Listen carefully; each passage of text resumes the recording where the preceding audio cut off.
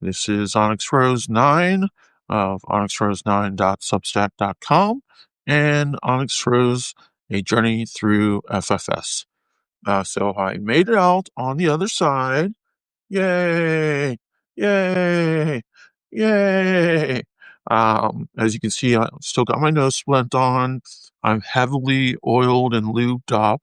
I have stitches underneath the nose, sutures around here. I have sutures around here and behind my ear. I have massive amounts of caked blood in my locks and staples, which are holding my face together. Um, I am allowed to be out. Hey, Julie. I am allowed to be out of my head wrap during the day, but at night we have to put it back on. It holds my chin and my top of the head in place, and then it wraps around my forehead, and that holds the head in place. I can't open my mouth very wide because of the sutures. Um, I can't open my jaw I can't use my jaw because it's got a titanium plate there. Um, Egg seems to think that's the only place that there's a titanium plate. I think there's also one somewhere up in here. We'll have to ask my surgeon next time we go see him, which will be tomorrow at some point, whenever we can get in. He just said to call him tomorrow and he'll work us in. So I'm like, that's cool. I was just happy to get over it. The surgery was actually 9.5 hours long, so just under 10 hours. It was 12 hours? I'm sorry. It was not 9.5 hours. Egg is screaming to me from the other room. I am in the back room, which we no longer call the master bedroom. And if you don't know the reason why, you can just look that up and then you'll understand. And I hope then you won't call it the master bedroom anymore either. So 12.5 hours is how long the surgery was. I'm sorry. I stand corrected. I was, knocked down, of course, so I had no reference of time. As you can see, I can't really make any major facial movements. I am still pretty lubed up and pretty tightened everywhere. My face, when I move my head down or up side to side, does not give very much. Um, Hey, gay boy. I'm hoping that when they remove the sutures and staples, that will be better. But I am able to move around now. Me and Egg and our little pug Nix went for a short walk. It was great to get some fresh air. Um, Bestie Mish Mish brought over some beautiful flowers. Egg brought over some beautiful tulips, which haven't been sprouting yet, but they're getting ready to. Hi, neurodivergent hodgepodge. Yeah, our flower, Eggs in my flower, is the tulip. So we each have tulip tattoos. She's got one on her foot. I've got one on the inside of my arm. Um, and so we get tulips for each other. So yeah, everything has gone about as well as can be expected. My surgeon did a really good job, I think. I have a feeling once everything settles, that's going to look really, really, really good. And I am so happy for that. I have a very good feeling about this. If there was any negative thoughts going in, those are gone. Those are gone, gone, gone. Now there may be some, hey Kat, thanks for coming in. There may be some, you know, thank you, neurodivergent. Yeah, I am so happy. I mean, I'm really happy now. The first 48 hours, I'm not gonna lie, were absolute hell. Um, I couldn't see. Leaving the hospital, I couldn't see at all, at all. I was just blind. So I feel a lot better, Kat. A lot better than I did yesterday. Last night was probably the hardest night for me so far. I was just a mess. It was pain, a lot of pain, and the pain medication was not helping. I've been having some really lurid dreams, and they're dreams that I've had they're recurring dreams that I've had for years. And when I say years, I mean 15, 20 years. Um, So I'm not really sure what those dreams mean. I've spoken with them. I've spoken with a therapist before about them, and we could never get to the end or back of them. Um, yeah, my smile is gonna be beautiful, I think. My nose will be beautiful. There will probably not be a noticeable scar underneath my nose. Um, the forehead work, as you can tell, is he's done really well with the lowering of the forehead, of the hairline and, the hair and, like, all around here.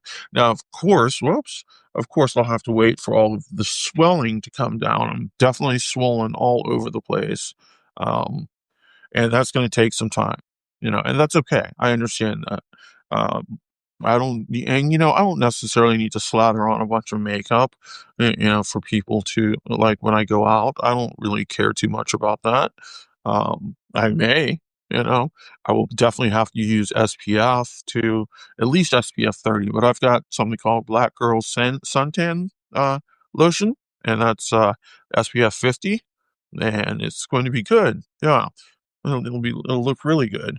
Um, but we've got the humidifier going, so it's helping me breathe. I've got some things up my nose right now, up my nostrils, to keep them open. Um, so it's hard to breathe out of my nose. I do breathe out of my mouth a lot. I try to breathe out of my nose, but a lot of times it's just impossible. Um, it's kind of funny. I tried to open my banking app today. Not happening. Not happening.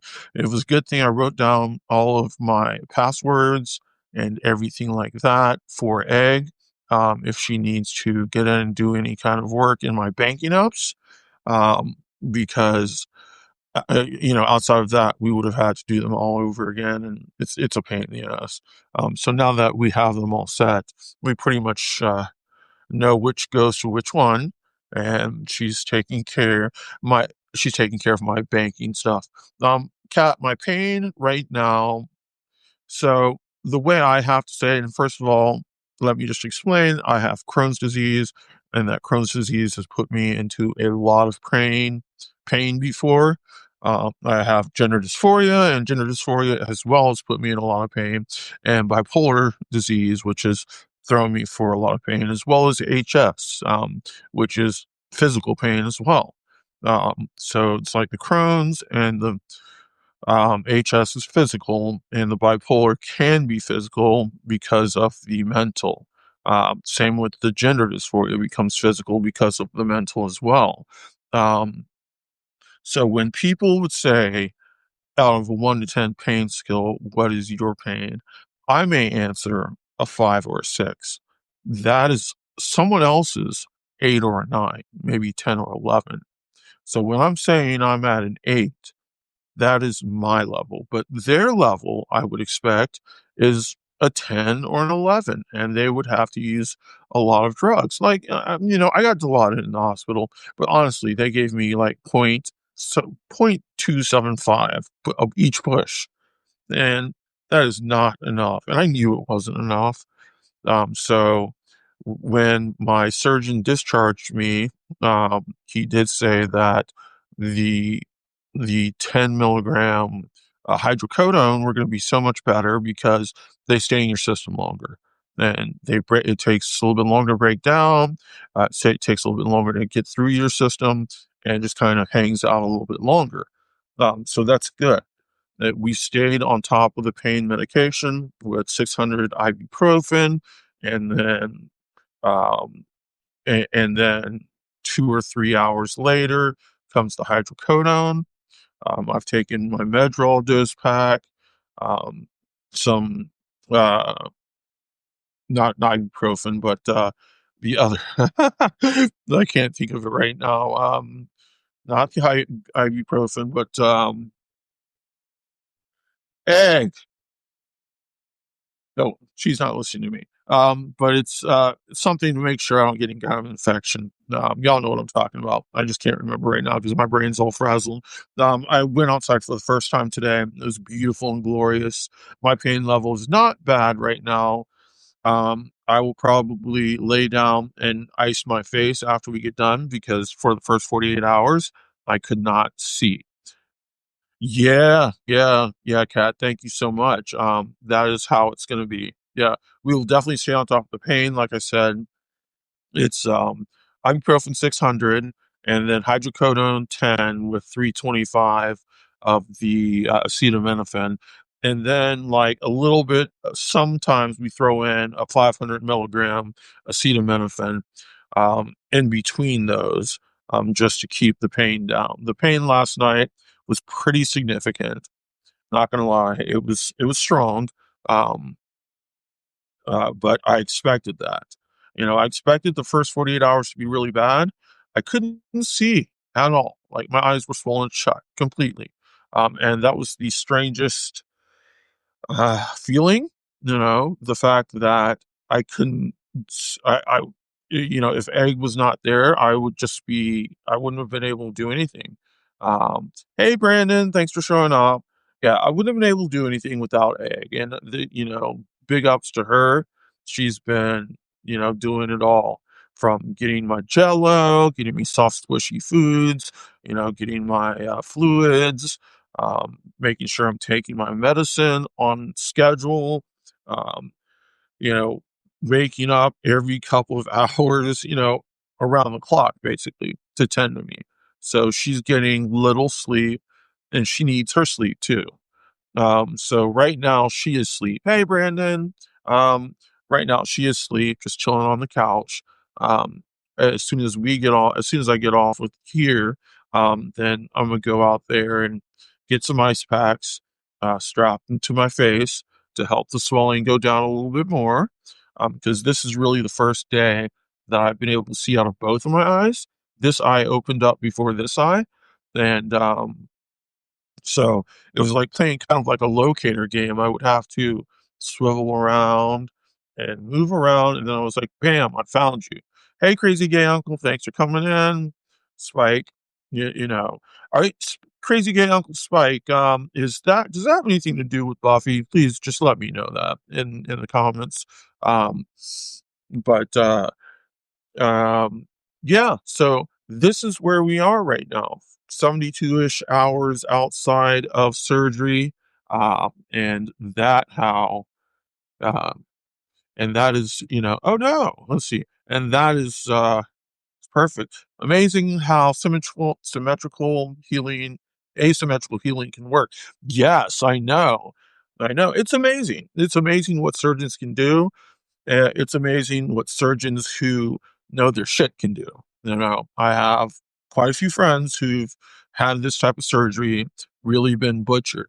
Um, I know quite a few surgeons who are butchers, who and are butchers on people who are not celebrities or famous, would go all out and do their fleeky deaky bestest for celebrities, so on and so forth. I've seen them. I know who they are. Kat, I will send your love to Egg. She's number one.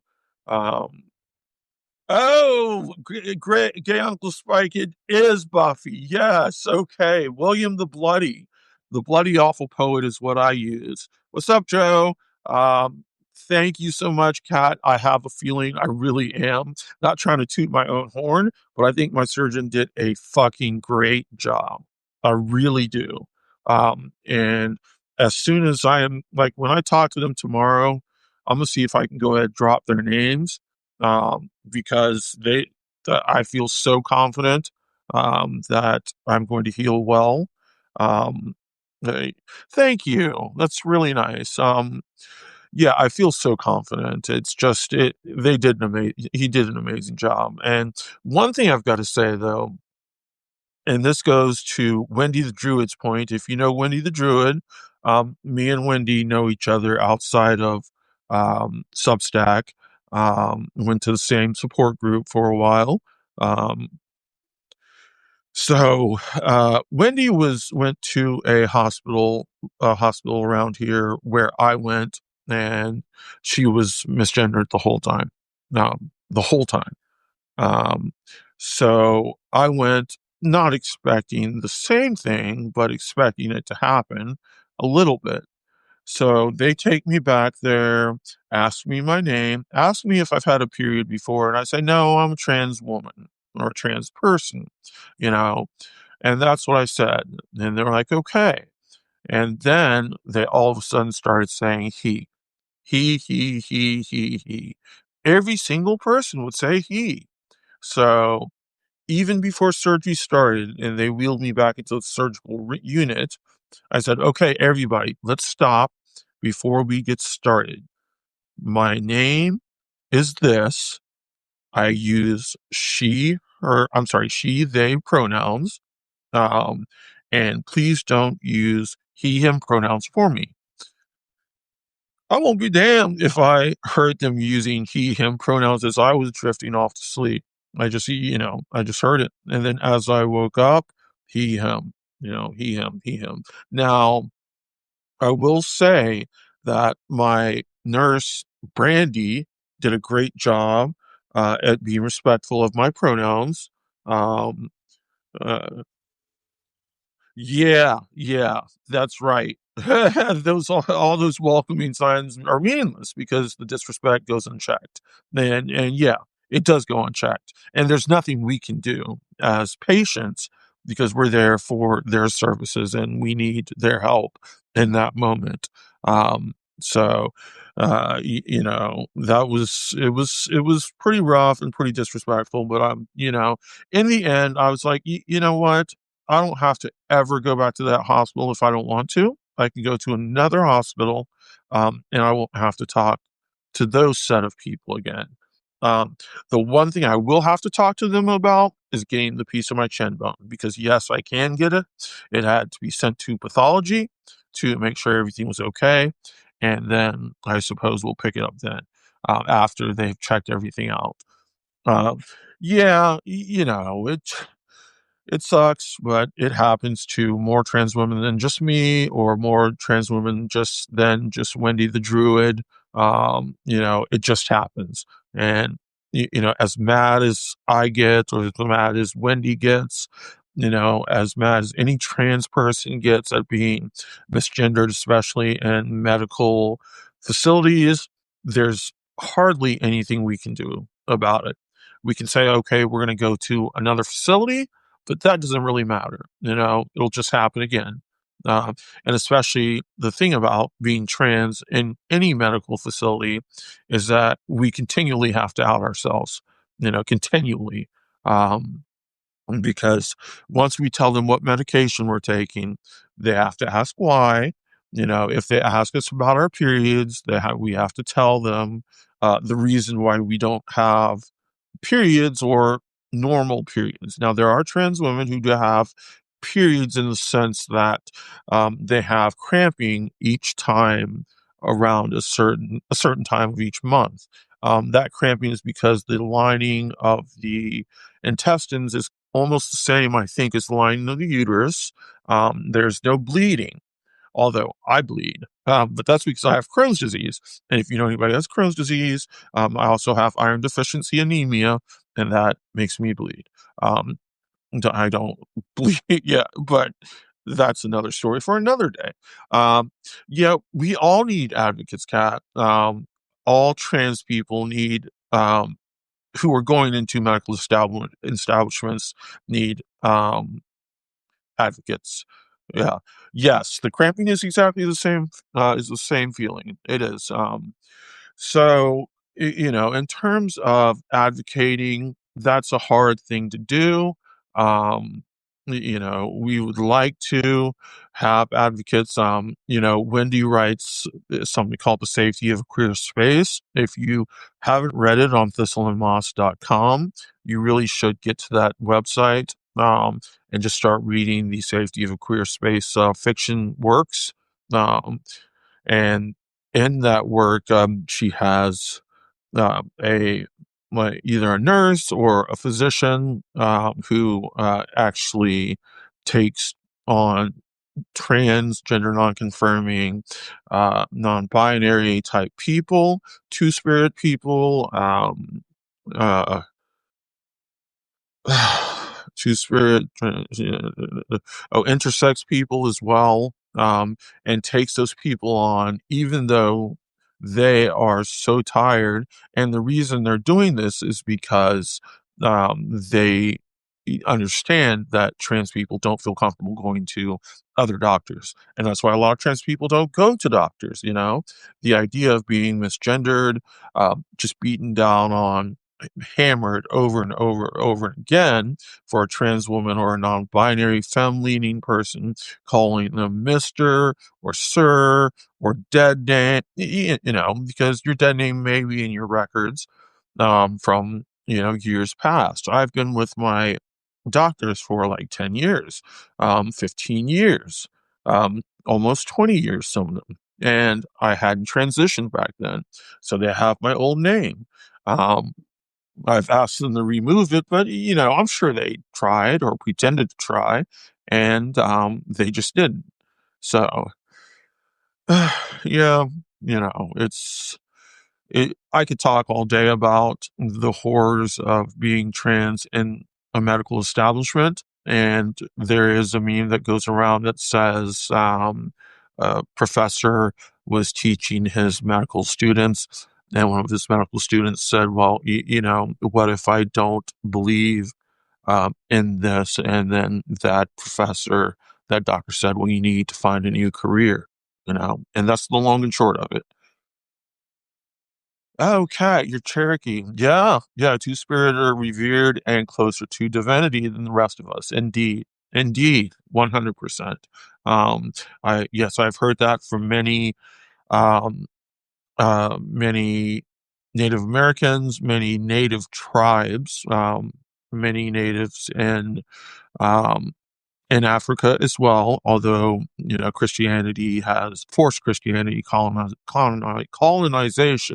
has allowed Christianity and to kind of take over in Africa, and also Islam to take over and, you know, kind of knock out that idea that non-binary people or um, trans people are less divine or less or a lesser part of the tribe.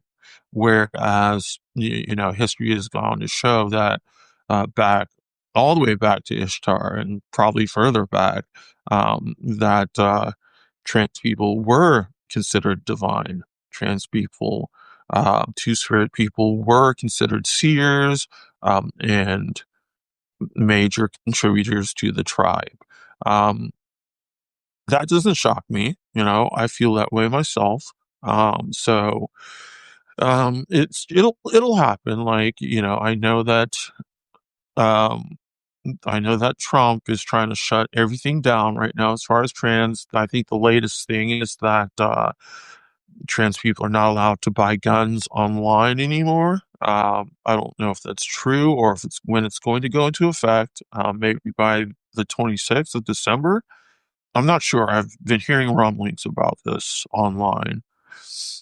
So if that's the case and you are trans people, if you're a trans person who wants to buy a gun, then you need to go ahead and do that very soon, because what they're going to do is, in addition to going back through in addition to going back through um, your social security, they're going to go back through everything, any type of documentation they can find. No, not a joke at all. What they're trying to do is make sure trans people cannot buy guns. Um, so you've got there, if you want to buy a gun, there's the pink pistols, which is kind of based everywhere out through the United States. I know there are other gun clubs specifically made for trans and queer leaning people. Um, I don't buy guns myself. I have bipolar disorder, and a gun probably would not be the best thing for me to have. But I have knives and swords, and those will be used for protection. Now, of course, a knife and a sword cannot be used for protection when someone is shooting a pew pew at me. Um, yeah, Kat, we can talk offline about that idea. Definitely on back channel.